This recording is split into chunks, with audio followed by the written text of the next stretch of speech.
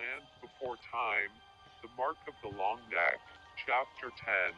From bad to worst, the storm was raging all over the heavenly valley. Littlefoot, Sierra, Petrie, Ducky, Spike were running through the tall grass looking for the ravine.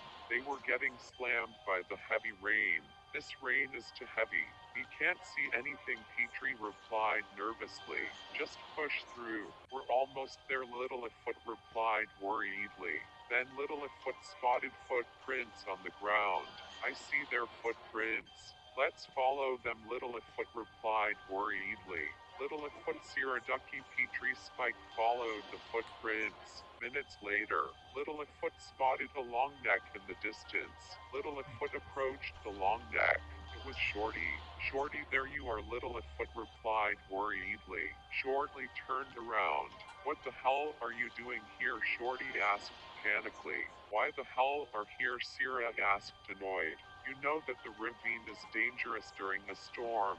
Littlefoot replied angrily. Well, Shorty replied worriedly. Where's Ollie? Littlefoot asked worriedly.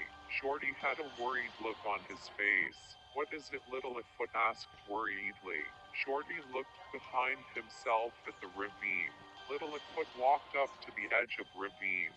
Littlefoot looked down in the ravine. Littlefoot stared down. Suddenly, he saw Ollie hanging onto a large boulder on the wall of the ravine. Littlefoot eyes widened in shock and fear. Ollie, Littlefoot shouted panically. Ollie looked up and saw Littlefoot on top. Littlefoot, Ollie asked panically. What the hell happened? Littlefoot shouted panically. We were walking across the ravine when the storm started. Suddenly lightning struck between us, causing Ollie to fall into the ravine, Shorty explained panically. Hang on, Ollie, we are going to help, Littlefoot shouted panically.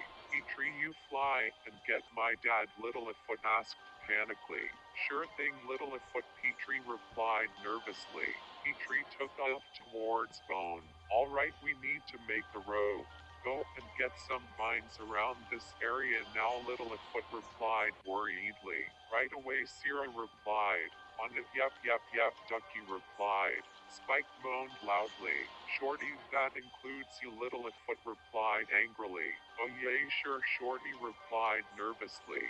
Littlefoot, Sierra, Ducky, Spike, Shorty started to build a vine row.